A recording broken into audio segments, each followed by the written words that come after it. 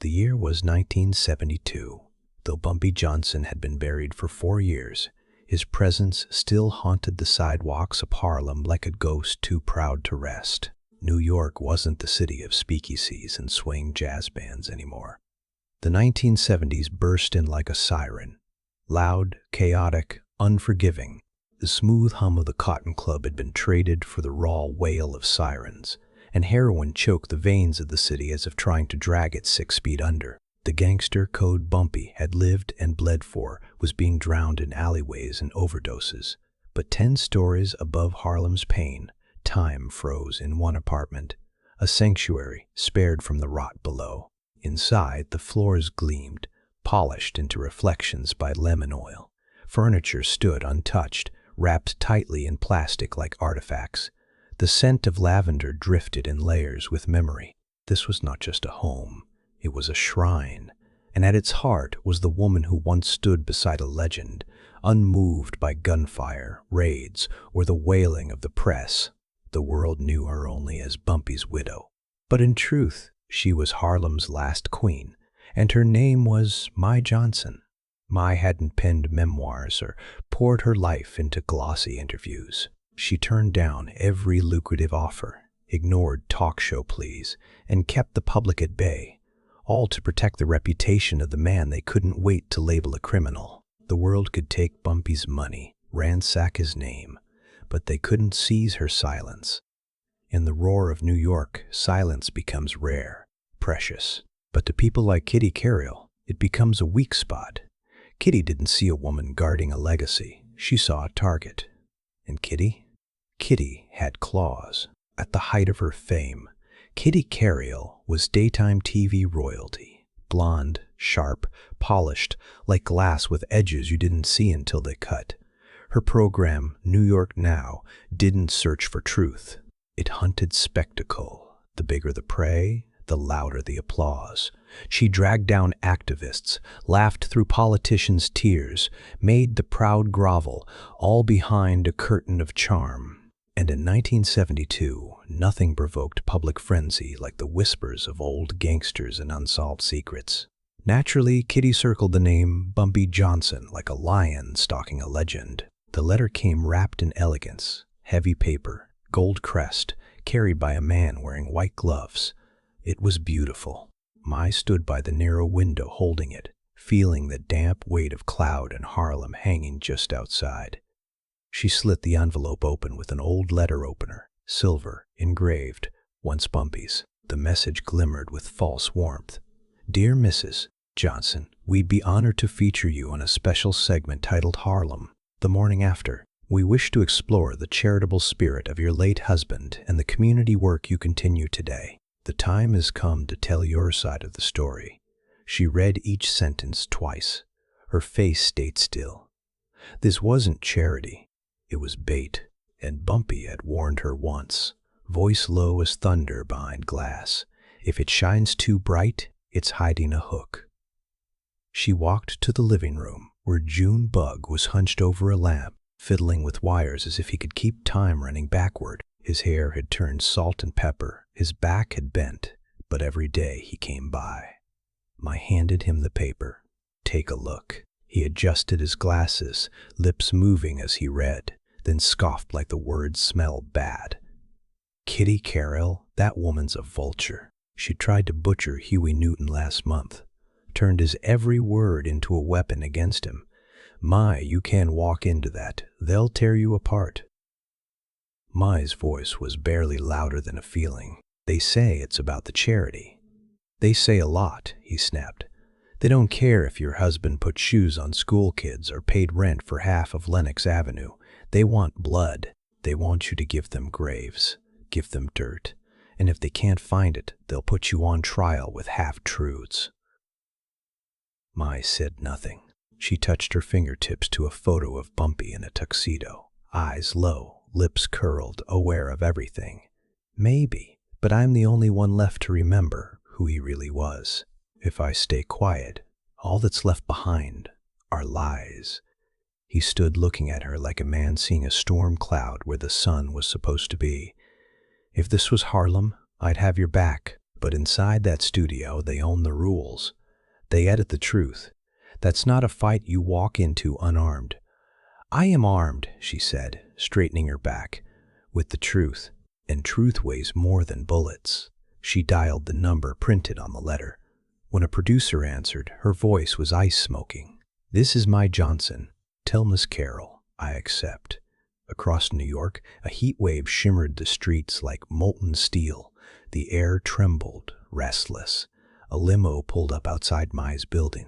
The network's attempted flattery. From barber shops to church steps, neighbors had already heard about the taping.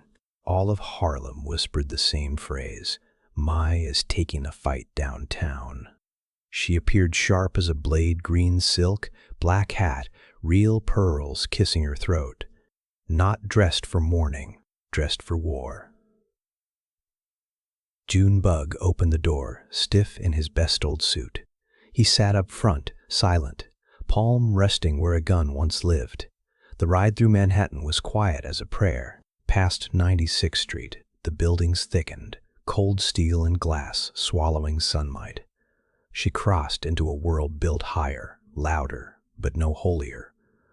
At the studio, chaos. Tourists gaped, fans shouted. The crowd outside wasn't sure who she was, but they felt power. When someone finally whispered, "That's Bumpy Johnson's wife," the murmurs became wildfire. Mai didn't flinch. Through the tinted glass, flashbulbs bloomed like lightning strikes. She walked through the revolving door like she owned the building. Maybe she did, in spirit at least. Inside, air so cold it stung. A young woman with too much makeup and too much anxiety sprinted over. "Mrs. Johnson, I'm Becky. I'm your handler," she chirped, like saying it faster made it smoother. They were ushered through winding hallways, past shouting writers and corridors perfumed with ambition. Finally, they arrived in a beige-green room so depressing it insulted the word hospitality. "Miss Carroll will be by to say hello soon," Becky squeaked, then vanished. June Bug scowled at the dying fruit bowl. "This is how they treat royalty now?" "They don't have to feed me," Mai said, perching on the stiff couch without bending her spine. "They just have to hear me." Die Fürst Kochimides passed. The door creaked open like a trap being sprung. And there she was, Kitty Carlile, smaller than she looked on screen, but with enough presence to fill a courtroom. She was a weapon disguised as a smile, red dress loud enough to scream over silence. She smelled like money and ambition, not a greeting, not an invitation, an inspection. "Mrs. Johnson," she beamed, fake warmth dripping from every syllable. Mai didn't move. She saw the hand extended, saw the nails, sharp as blades, and refused it. "I'm only here to correct the record," she said. Kitty's eyes flickered, the mask slipping for half a breath. "Of course," she purred. "That's our mission, truth." She circled like a hawk. "Let's keep it raw, real. Talk about Bumpy, the man, the myth." She paused. The mask of concern snapped into place. "But let's also examine the other side. The violence, the whispers, the criminality. It would be dishonest to pretend those didn't exist, right?" Mai's spine stayed straight. "My husband was not perfect," she said slowly, "but he was more than they ever allowed him to be." "Perfect," Kitty said, clapping with mock excitement. "That's the spark I want. Bring that fire." Her smile widened, eyes narrowing. 5 minutes until showtime. Break a leg. And then she vanished like cigarette smoke, fast, toxic, and leaving behind nothing but the stink of performance. June Bug stared after her, then turned to Mai. "She's a shark. You felt that, right?" That smile didn't have an ounce of real in it. She looked at you like you were dinner. Mai stood up. She adjusted the emerald silk jacket, smoothing it over with steady hands. "Sharks have teeth," she said evenly, "but they've also got soft bellies." She walked toward the hallway. "Let's go." The studio felt enormous, more like a cathedral than a stage. The ceiling vanished into shadows, tangled in rows of lights that blazed like little suns.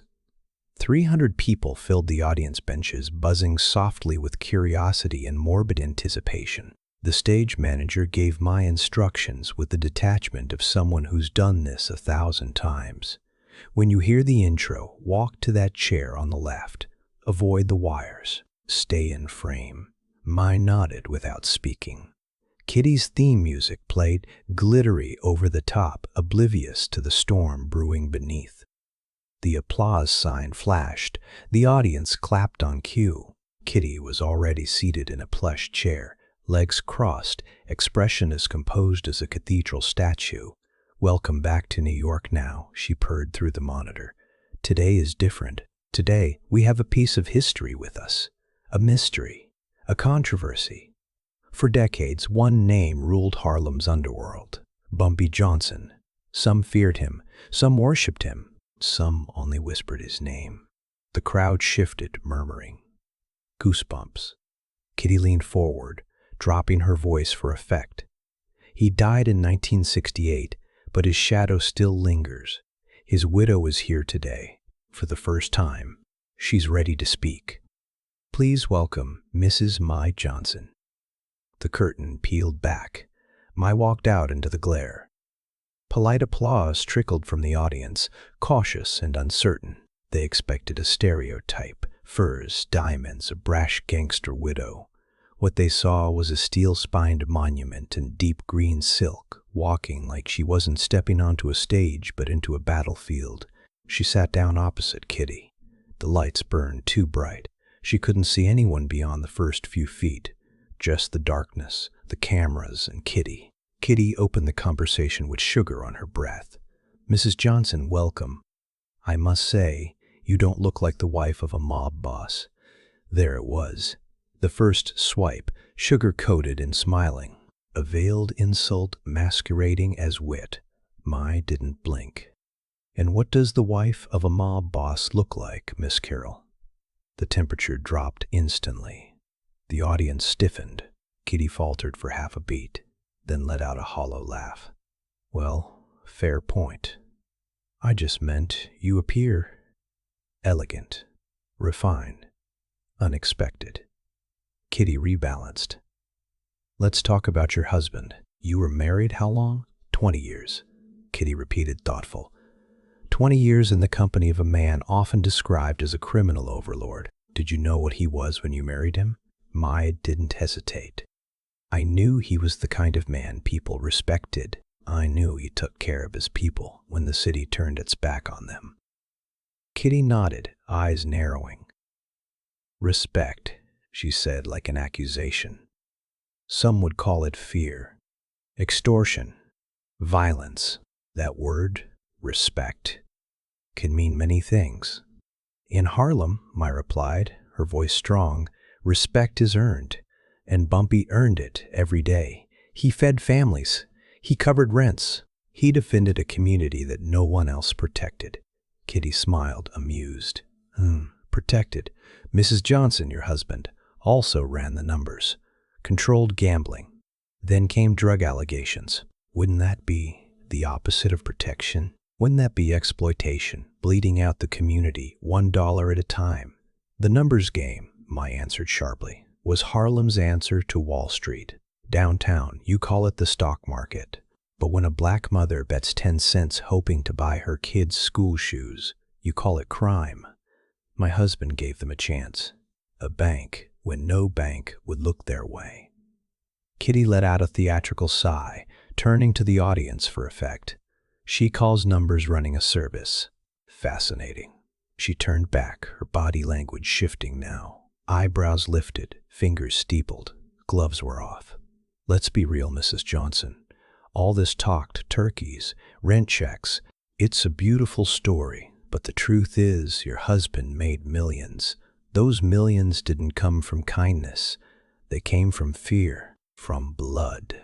Mai's fingers gripped each other, her knuckles pressing so tightly against her wedding band she felt the metal bite. Her mouth tightened. "My husband," she said, her voice calmer than expected, "was a soldier in a war you can't even name because you've never walked these streets when they're hungry. He fought a battle that was forced upon us, and he fought it with strength." Kitty's voice sharpened. A soldier or a parasite? And then there it was. The threat dressed as information. And let's put it plainly, Kitty said, voice rising. The police reports speak for themselves. They say he was a rat. The word echoed and then fell like a bomb. The audience froze. So did the camera crew. Time seemed to tense and hold its breath. Mai's voice was a whisper, warning and disbelief layered in the quiet. Excuse me? Kitty closed in with predatory precision. An informant. We found records. Records that suggest the reason your husband stayed out of jail wasn't guts, it was betrayal. That he talked to the FBI. Sold out friends, people in his own community. Maybe that's where that clean reputation came from. Not honor, but cooperation.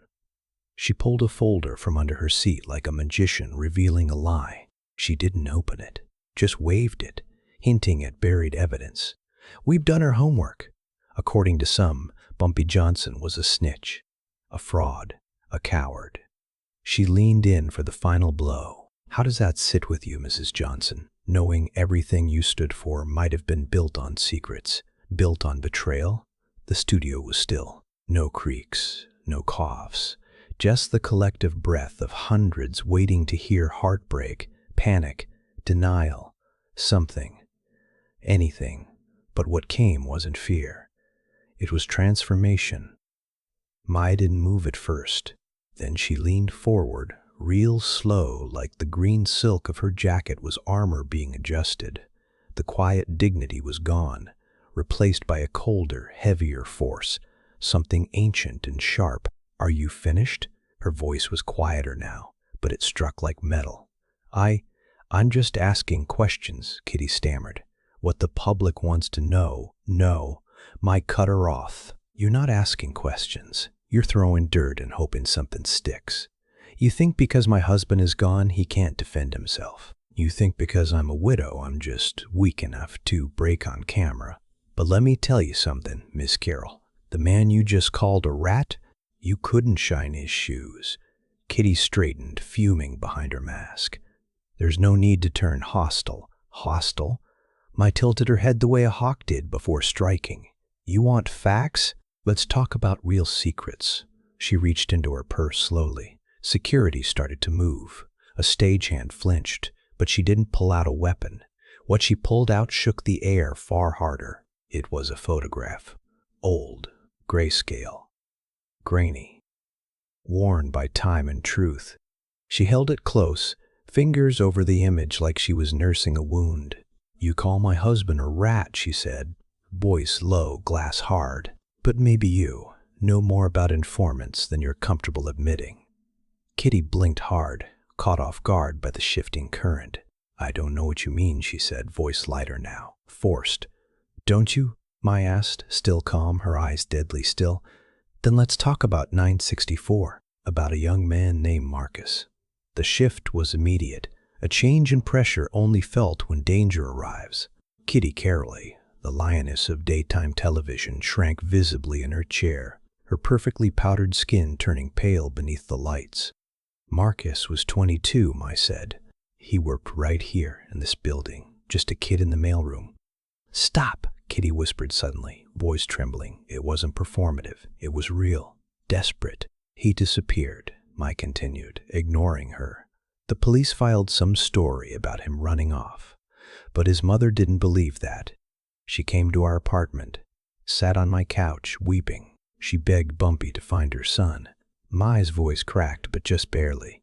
She stared into the photo again, as though drawing energy from it, and Bumpy found out the truth. Bumpy had strings in every alley, on every fire escape, even here. In the elevators you thought only executives rode. Kitty couldn't sit still anymore. She turned toward the producers off stage. Cut, she screamed. Go to commercial. Get her off the air. Mai's voice thundered over hers. No. You wanted the truth, remember? That's what you said, so be careful what you ask for. She stood. Her height alone shifted the power dynamic in the room.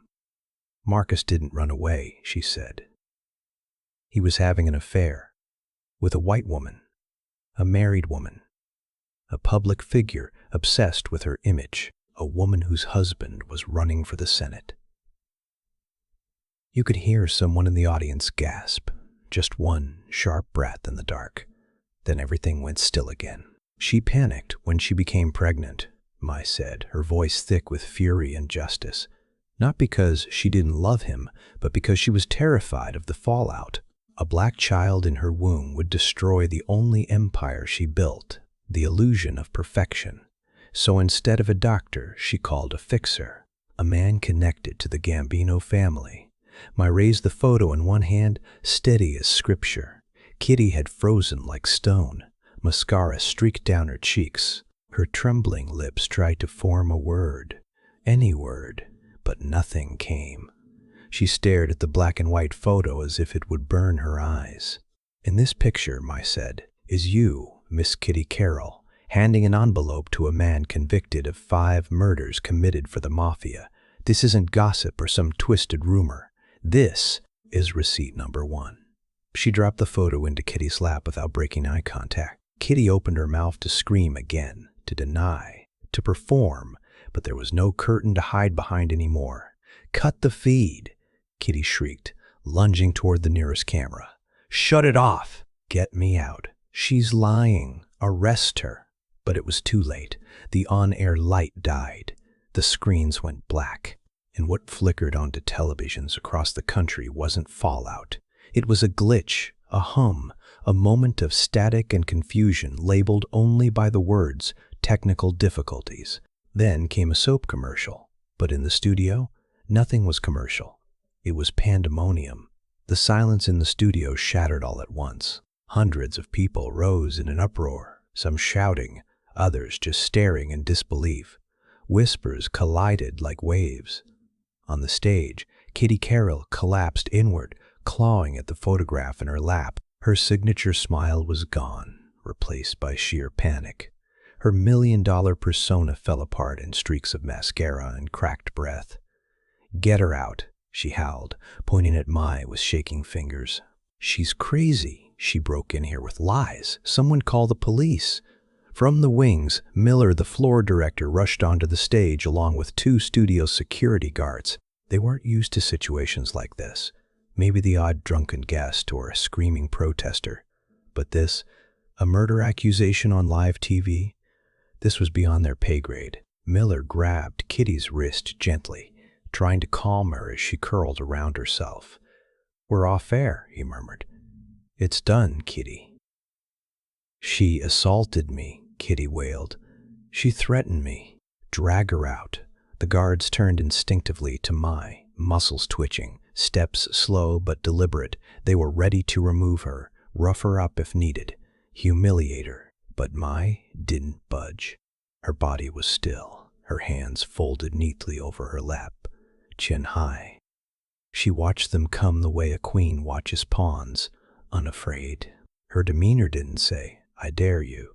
It said, "You're not worthy of this moment." And from the shadows stepped June Bug. His presence was quiet until it absolutely wasn't. He didn't raise a hand, didn't shout, just planted his feet squarely in front of Mai and let his body say what his face already did, "Not today." "I wouldn't lay a finger on her if I were you," June Boog said low, calm as nightfall. "You want to explain to the neighborhood why you dragged Bumpy Johnson's widow off a stage in cuffs? You won't walk 10 feet up, Lennox." The guards stalled. The weight of those words sank deep into their backs. They looked at Miller for guidance. They looked at the audience through the haze of confusion and tension. Miller opened his mouth to speak. "Mrs. Johnson," he said cautiously, "we need you to step off the stage." Mai rose, not in defeat, but like the moment demanded it, slow, dignified, larger than life. She looked down at Kitty, who was hunched, clutching the ruined photo like armor. Her lips quivered. "You ruined everything," Kitty spat. "You're just a gangster's wife. You think anyone's going to believe a woman like you? I'll own you by tomorrow. I'll sue you into ashes." Mai leaned in slightly. No drama. Just a whisper meant to wound. "You can't silence the truth," she said, "and you can't sue me." Kitty blinked up at her, confused. Then Mai added, smiling softly, "Because the photo you're holding, that's not the original." Suddenly, Kitty went still, Blood drained from her cheeks faster than tears could form, and Mai finished the blow. Voice as soft and damning as a funeral hymn. The negative is locked in a safety deposit box, along with a signed affidavit. The hitman you hired, he's in prison now, and Bumpy spoke with him once when the price was right. That conversation, it's been recorded. Kitty audibly gasped. Desperation crawled across her face.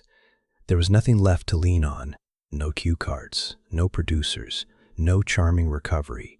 Just a checkmate detonated 8 years too late. "If I'm arrested," Mai continued loudly, addressing the room and the producer behind the glass, "if anything happens to me before I leave this building, that evidence goes straight to the DA's office and the Times."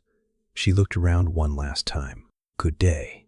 She turned then, her back to the cameras, to the guards, to the woman she'd just destroyed without firing a single real bullet. Junebug moved into position beside her like he'd never left her sight in the first place. Together, they began walking off the stage, like survivors stepping away from wreckage they refused to become. And behind them, Kitty Carolile's kingdom burned under the heat of what she thought she had tamed.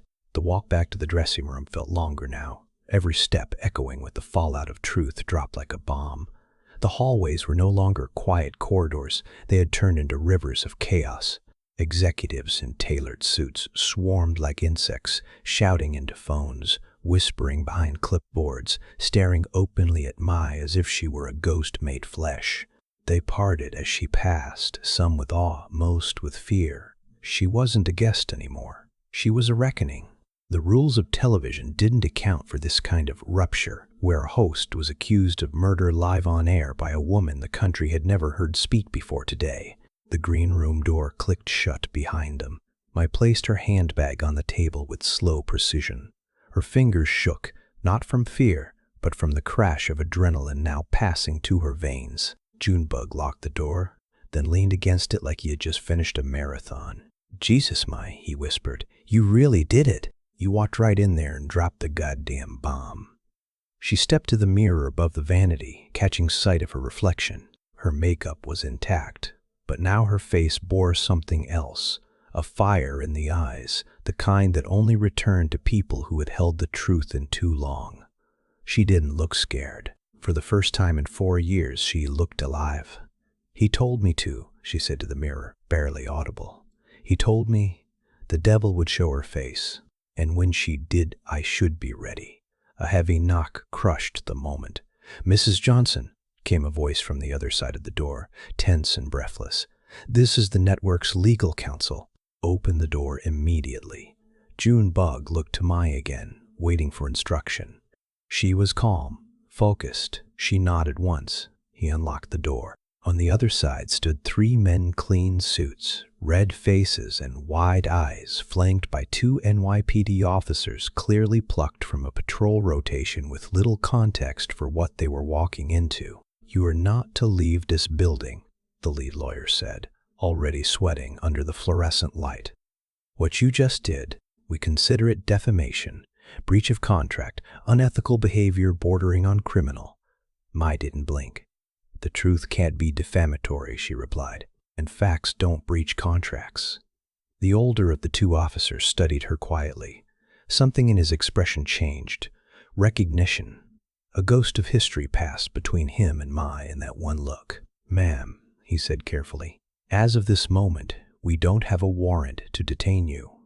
This was called in as a disturbance, not a criminal matter." "Then I'll be leaving now," Mai said.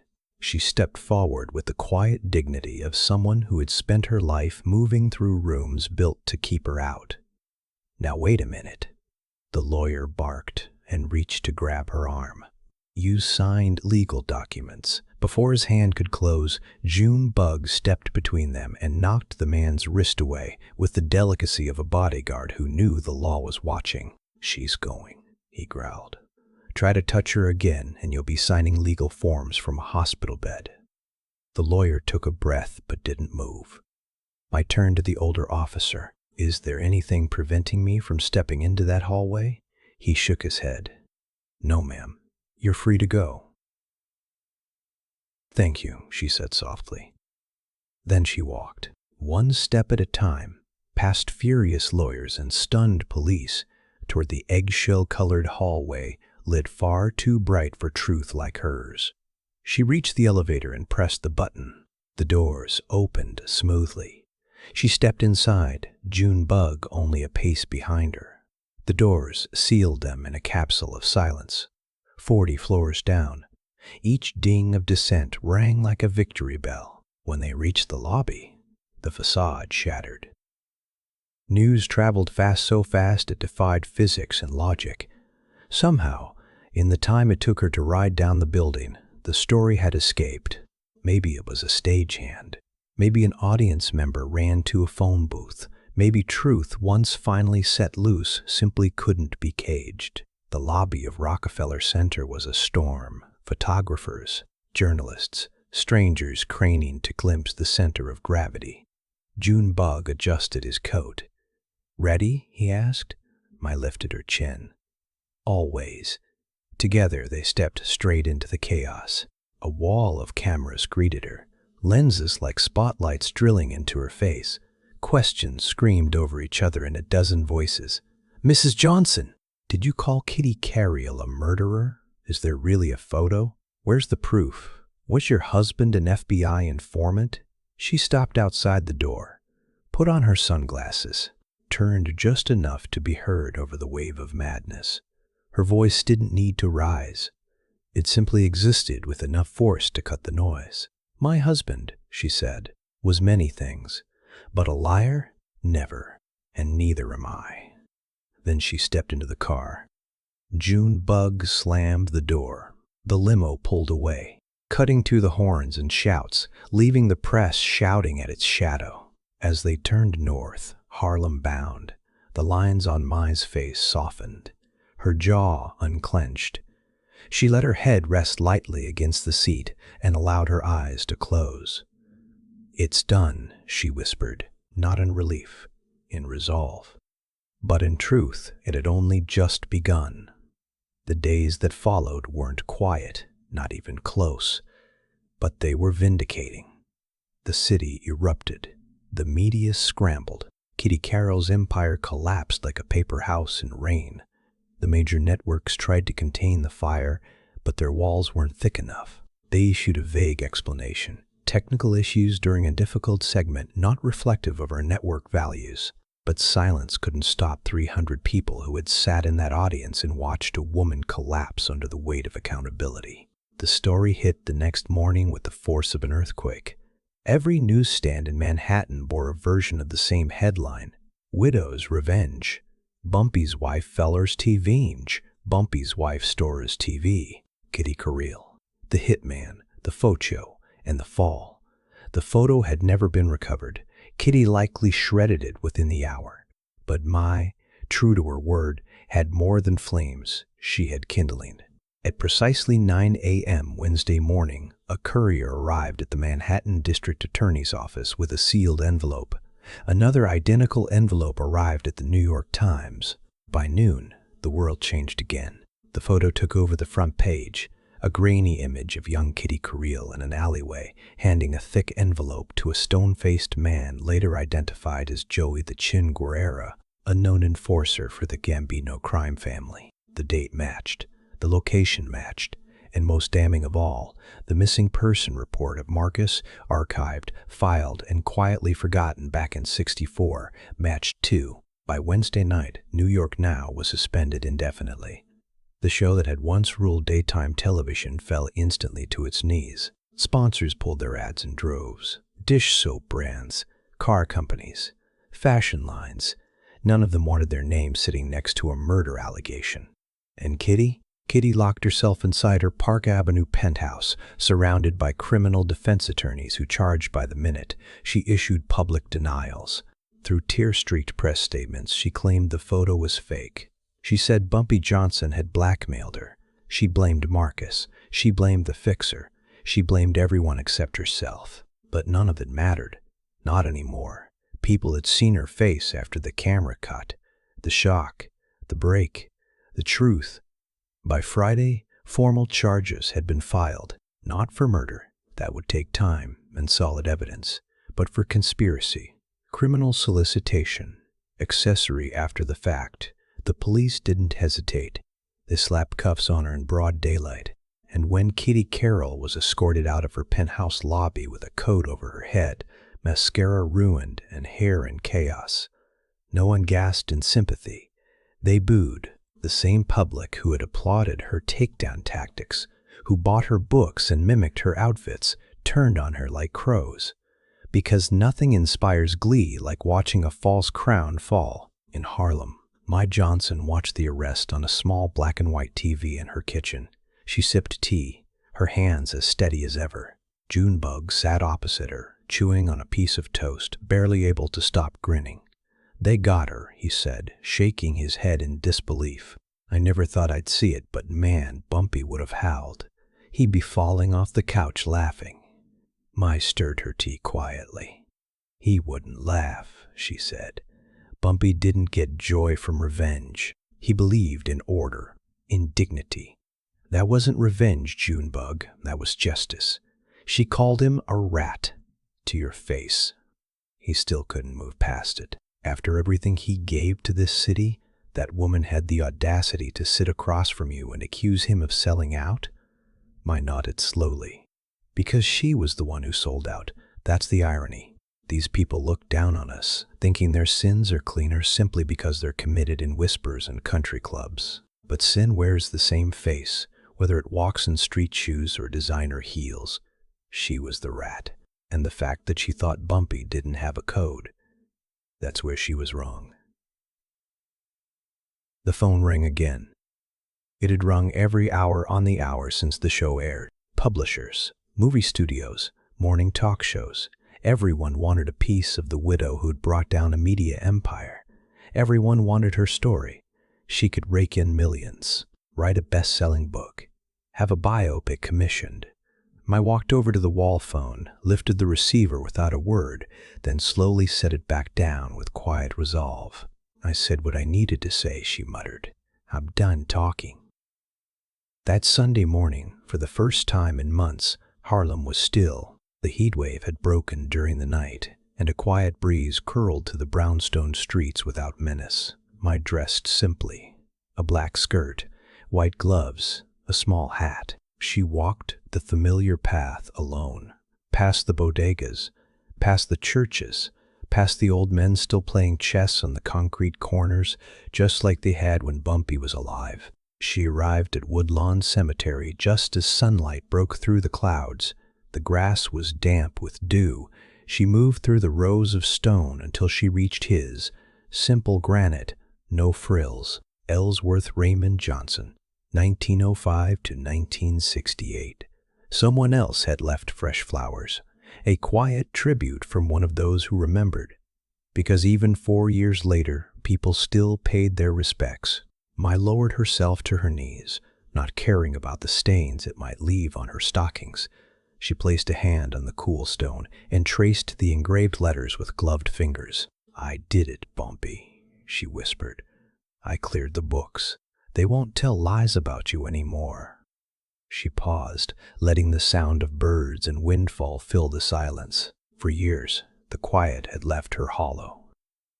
After his death, every room echoed without warmth, and silence felt like loneliness wearing a tuxedo. But now this silence felt full, not lonely, just still. She remembered something Bumpy once told her in the final weeks. A dream he'd had, scary, strange, a man in a white robe, gray dust blowing, judgment heavy and wordless. "Make it right," the man in the vision had told him. Bumpy had tried. He gave money. He bought turkeys in bulk for holidays. He donated to churches without fanfare. He tried to scrub the blood from his past with small acts of goodness. But Bumpy had died with an unfinished burden.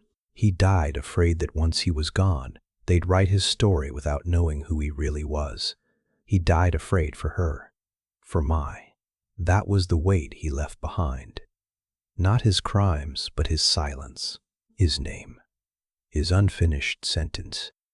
Now, Mai finally understood.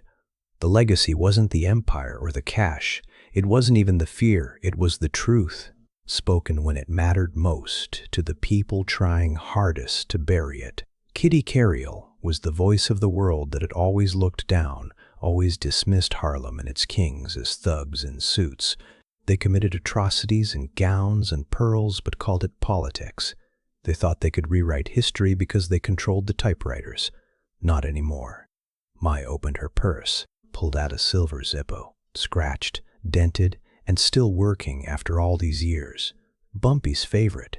She flipped it open, turned the flame toward a folded piece of thick cream paper. The invitation to Kitty's show.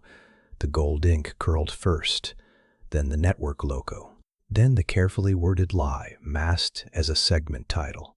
She watched each inch burn away, turning into dust. She let the ashes fall beside the headstone. "Rest now, old man," she whispered. "The war is over. I handled the business." She stood, stomping out the last ember with the heel of her shoe. But as she turned toward the path back to the gates, she noticed a car idling nearby, a black sedan. A man exited, tall, maybe 25, flashing too much silk in his shirt collar, shoes too shiny, confidence too loud. He walked toward her with swagger and intent. "Mrs. Johnson," he said carefully, "I saw the show. That was cold. That was gangster. Real gangster." Mai looked up, examined him. Not his looks, but his manner. She saw everything in seconds. The weapon tucked under his jacket, the hunger in his voice, the misunderstanding in his eyes. He thought she'd just validated the street code, thought she'd drawn blood for honor. He thought this was about revenge and bravado. "It wasn't gangster," she said firmly. "It was the truth. There's a difference." He looked confused, unsure of what to say next. "Yeah, I feel you," he said, shifting in his loud shoes. "But still, Bumpy's the king, right?" She turned to glance at the grave one last time. "No," she said. "Kings die. Empires fall. The only thing that lasts is what you stand for when the lights go out." She walked past the young man without another glance, her heels silent against the cemetery path, leaving him standing there, unsure whether he'd just been scolded or taught something he wasn't ready to understand. Mai Johnson never looked back. She didn't have to. She'd said what needed to be said, and left the world and the story of her husband changed because of it. Mai Johnson lived another 40 years. She never remarried, never left Harlem. She remained through it all, the flames of the 1970s, the snowstorms of the 1980s crack era, the slow, creeping gentrification of the 90s. She watched buildings rise and fall, names appear on murals only to be scraped away for something newer, cleaner, safer. But no matter what changed, she stayed a quiet guardian of memory, walking through the ghosted halls of her past with unshakable grace. She didn't give a single follow-up interview, turned down every documentary, ignored every agent knocking on her door with scripts and promises of millions. Anytime someone asked for her voice again, she said the same thing. "I've said what I came to say. The rest belongs to history." And yet, people never forgot 1972. The memory didn't fade the way the show's footage did. In fact, part of what gave it so much power was the cut to black. People remembered the silence, the tension, the shift that happened when the regal widow refused to break, when she turned truth into a weapon, and when she revealed that sometimes queens wear green silk and carry not guns but documentation. Writers tried again and again to retell Bumpy's legacy, to call him a thug, a tyrant, a criminal genius. Some had good intentions. Most didn't. They wanted the drama without the context, the blood without the burden. But every time one of them tried to twist the past, someone remembered. Someone would post about it. Someone would say, "That's not what happened." She shut that story down on live air, and the network cut the feed. Because the legend of that moment lived far beyond the footage. It bled into whispers, books, and barbershop chairs, into schoolyard myths and late-night recordings passed around between cousins and old heads. And through it all, one image never disappeared. The woman in the green suit, sitting tall, unmoved, as the empire cracked under her truth. What people realized, slowly, was that while Bumpy was the gun, the smoke, the shadow of the fire had always been Mai, the keeper of his secrets, the protector of his essence. She wasn't just the wife of Harlem's most feared man. She was the living ledger, the one person who not only remembered, but who refused to let lies replace legacy. And that fact lingered, not just in Harlem, but in black communities across the country. In living rooms where elders told stories in low voices, shaking their heads, remembering how Kitty tried to play her. She thought she was smarter, thought TV lights were enough to blind the truth, they'd say. But that woman, she had the receipts. Years later, when people discussed public reckonings, when they talked about moments that changed the media, they always came back to 1972. They didn't just call it an interview. They gave it a name, the camera cut. You can kill a man, you can twist his memory, you can build temples of lies around graves, hoping time will do the rest. But what you can't do, what no stage light or studio audience can protect you from, is the woman who was really watching the whole time, who held the truth close to her chest like a final move in a chess game with God. Because while Bumpy Johnson might have fired guns, made money, ruled corners and clubs, the person who really finished the job was Mai. People say Harlem raised kings, but what they forget is that the queens were watching. And they didn't need to raise their voice to be remembered. They carried something far heavier. They carried the past, the name, the proof, and when the time came, they carried the truth all the way to the stage. So when the lights go off and the applause fades, what's left behind isn't the headlines, the fame, or even the fear. It's the truth, sometimes buried, sometimes silenced, but never lost, not when someone chooses to carry it. Because legends don't last because they were loud. They last because someone like Mai Johnson refused to let the world rewrite the ending. If this story moved you, made you think, or even gave you chills, don't forget to hit that like button. Subscribe to the channel for more stories like this, stories that uncover what history tried to hide. And if you know someone who needs to hear this, share it with them. Let the truth echo. What do you think? Was Mai's confrontation on live TV justice or revenge? Tell us in the comments. We'd love to hear your take.